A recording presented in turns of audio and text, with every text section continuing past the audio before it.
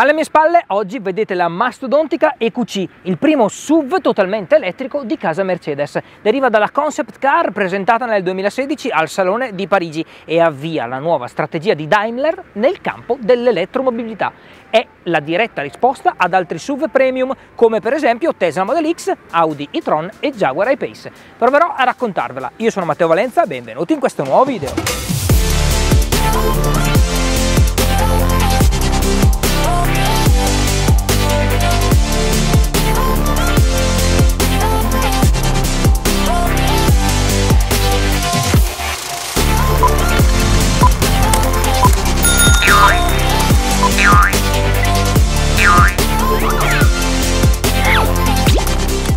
Ma prima di cominciare, come sempre ragazzi, vi invito ad iscrivervi al canale. Per alzare sempre di più la qualità e portarvi nuove auto ho bisogno di voi, perché solo voi potete aiutarmi a farlo. Come? Iscrivendovi e lasciando un like, è gratis e così facendo mi aiuterete a crescere e potrò così propormi sempre a nuovi brand automaker. Ma bando agli indugi!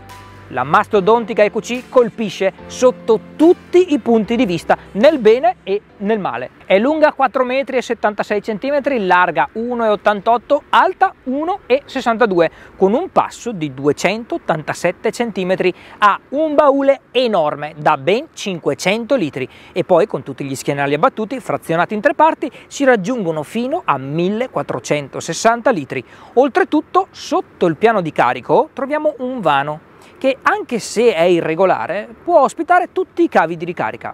Ha un peso su cui non si può sorvolare, 2420 kg, un pachiderma veramente, però può trainare un rimorchio di quasi 2 tonnellate. L'EQC vanta un coefficiente di resistenza aerodinamica di 0,28, notevolmente migliorato rispetto allo 0,31 di GLC, ma soffre comunque di qualche problema di autonomia a causa del peso, appunto, che non è indifferente. Mercedes dichiara circa 400 km calcolati in ciclo misto WLTP. Dispone di due motori posti sui due assi, anteriore e posteriore, ognuno di circa 300 kW. EQC scatena più o meno 400 cavalli ed ha una coppia pazzesca, circa 760 Nm. È un 4x4 ma dinamico, ossia regolato elettronicamente, perché chiaramente, come ogni buona elettrica, non ha la trasmissione, pertanto i due motori lavorano sincronizzati e non sempre contemporaneamente. L'assale anteriore muove l'auto nelle fasi iniziali di marcia, quello posteriore entra in gioco quando viene richiesta tutta la sua potenza o in caso di necessità, ad esempio in una curva affrontata a tutto gas. La velocità massima è autolimitata a 180 km/h, misura lo 0-100 in circa 5,1 secondi, direi sorprendente per un'auto di questa stazza.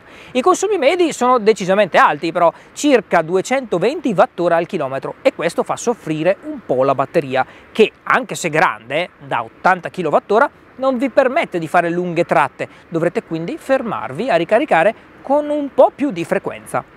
Approfondiamo un po' il discorso della batteria. È agli ioni di litio, integrata lungo tutto il pianale, è composta da 6 moduli per un totale di 384 celle ed ha un peso totale di 650 kg. Sono raffreddate a liquido per mantenere le prestazioni ottimali, sia quindi nei climi caldi che come oggi in quelli freddi. Per ottimizzare ancora di più l'autonomia, EQC fa un buon uso della pompa di calore e consente di impostare a piacimento la temperatura desiderata, anche da remoto tramite l'applicazione installabile sul vostro smartphone. Terminiamo il discorso batterie parlando della garanzia. Come la stragrande maggioranza dei car maker, il pacco batterie è garantito 8 anni o 160.000 km per l'80% della sua capacità. Questa è una differenza, altri fanno 70% ad esempio. Si ricarica sia in AC che in DC, ha quindi a bordo il modulo CCS2 Combo, ormai diventato lo standard europeo per le ricariche. A casa o ad una colonnina in AC si può ricaricare fino a 7,4 kW. Avrei preferito che raggiungesse almeno gli 11 kW, ma diciamo che non è usuale in casa avere una potenza del genere. In DC invece si raggiungono 110 kW e quindi in circa 40 minuti l'auto sarà carica fino all'80%. Anche qui la potenza è un po' bassa, avrei preferito arrivasse almeno a 150 kW. Parliamo ora degli esterni. A prima vista la EQC assomiglia molto alla sua sorella GLC, anche se leggermente più grande e muscolosa e dall'aspetto più sportivo, pur comunque trattandosi di un SUV. E se la osserviamo bene possiamo notare che la linea di cintura è molto più alta ed il frontale è nettamente diverso. Sono state infatti abbandonate le cromature solitamente utilizzate da Mercedes. Il grande logo della stella Mercedes è incastonato in un pannello nero lucido e la nuova firma luminosa è decisamente accattivante. Equipaggia infatti fari full LED multi-beam collegati tra di loro attraverso una linea LED che al calare del sole le dona un effetto scenico di tutto rispetto. La stessa firma luminosa la troviamo anche nel posteriore, molto simile a quello di Porsche, che va a formare un unico elemento e la fa sembrare più larga, più bassa, anche rispetto a GLC, ma in realtà non è così. Le superfici sono ben levigate e tondeggianti e con pochi fronzoli. Notiamo l'assenza degli listelli dei portapacchi che sono stati intenzionalmente omessi per dare una fluidità aerodinamica al veicolo, decisamente importante poi per un veicolo elettrico.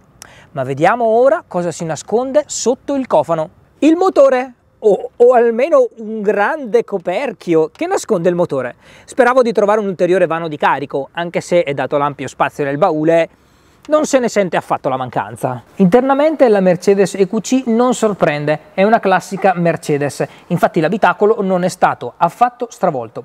Come potete osservare abbiamo una strumentazione completamente digitale formata da due grandi schermi, ognuno da 10 pollici, uno dedicato al conducente per tenere sott'occhio la telemetria e l'altro per gestire tutti i numerosi contenuti multimediali. Subito sotto scopriamo delle prese d'aria inedite con uno stile molto futuristico di color rame. Proseguendo poi sulla console centrale vediamo che sono stati lasciati a portata di mano i pulsanti per controllare l'aria condizionata. Troviamo inoltre un portabicchieri, la ricarica wireless dello smartphone ed un ulteriore touchpad per i settaggi dell'auto. E quasi dimenticavo di parlarvi del volante. È comodo e ha una miriade di pulsanti soft touch e subito dietro troviamo le palette per regolare l'intensità di recupero di energia in frenata. Come per i sedili anche il volante si regola elettronicamente ed è possibile impostare fino a 3 profili di guida. Direi che la qualità costruttiva è ben curata, come ci si aspetta da qualsiasi Mercedes, anche se avrei preferito meno parti in plastica.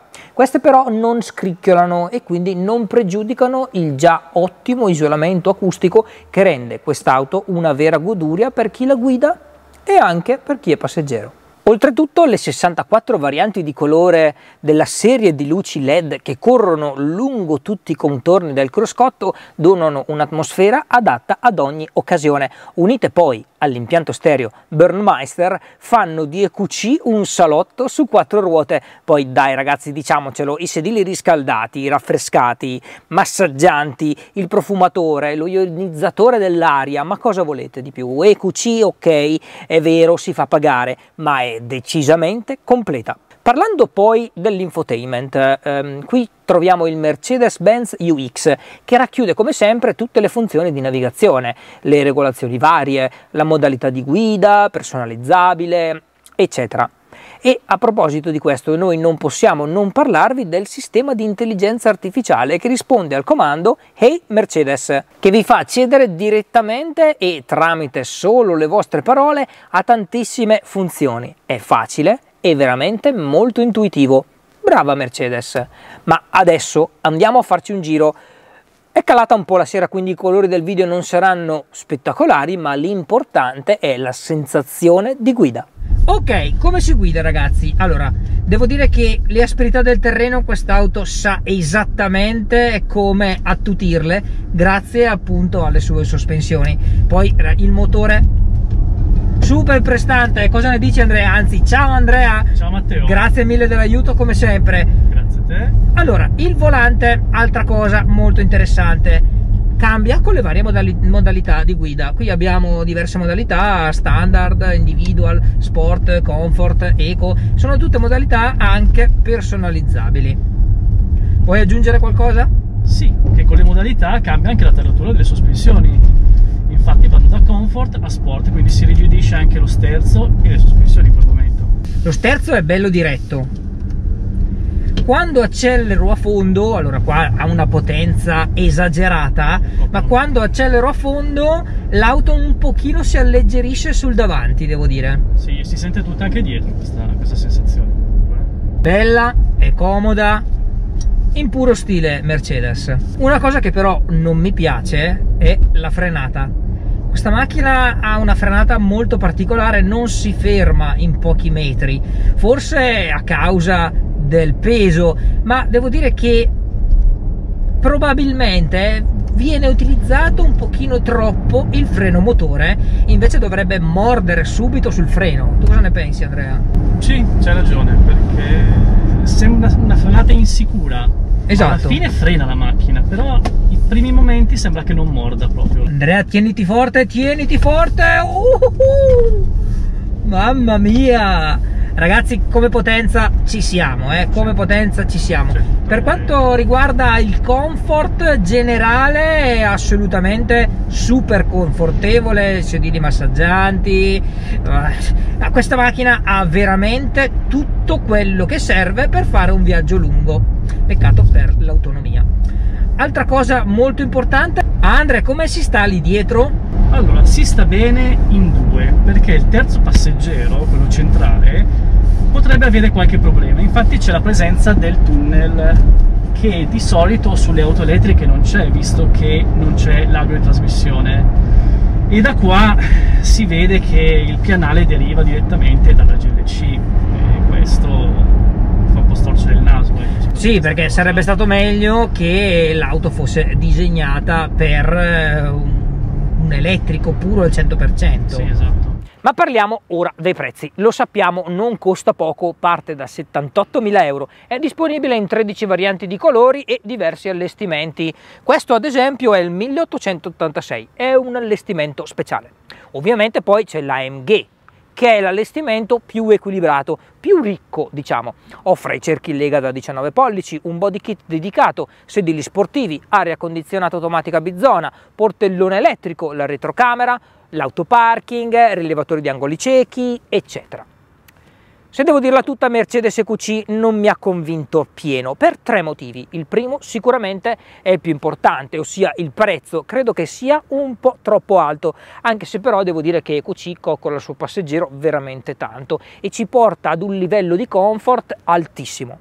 Il secondo motivo, ahimè, è l'autonomia, che per un'auto così comoda, che ci porta a fare tanti chilometri senza stancare, avere un consumo energetico così alto è un grosso handicap. Vabbè, vorrà dire che ci fermeremo a ricaricare una volta o due in più e in caso o nel mentre ci facciamo fare un bel massaggio. Il terzo ed ultimo motivo è un po' la frenata. Come vi ho spiegato nella parte di guida, la frenata poteva essere migliorata. Di Mercedes EQC ce ne sono veramente poche, ma se la volete vedere dal vivo la potete trovare nella concessionaria Auto Torino di Olginate, che ringrazio tantissimo per avermi dato questa possibilità. Spero tanto che questo video vi sia piaciuto, vi ringrazio e vi invito ad iscrivervi al canale se non lo avete già fatto, perché è gratis e mi farebbe veramente molto piacere. Se vi iscrivete numerosi potrò sempre portare auto nuove e potrò sempre essere imparziale proprio come lo sono stato oggi. Noi ci vediamo al prossimo video, a presto!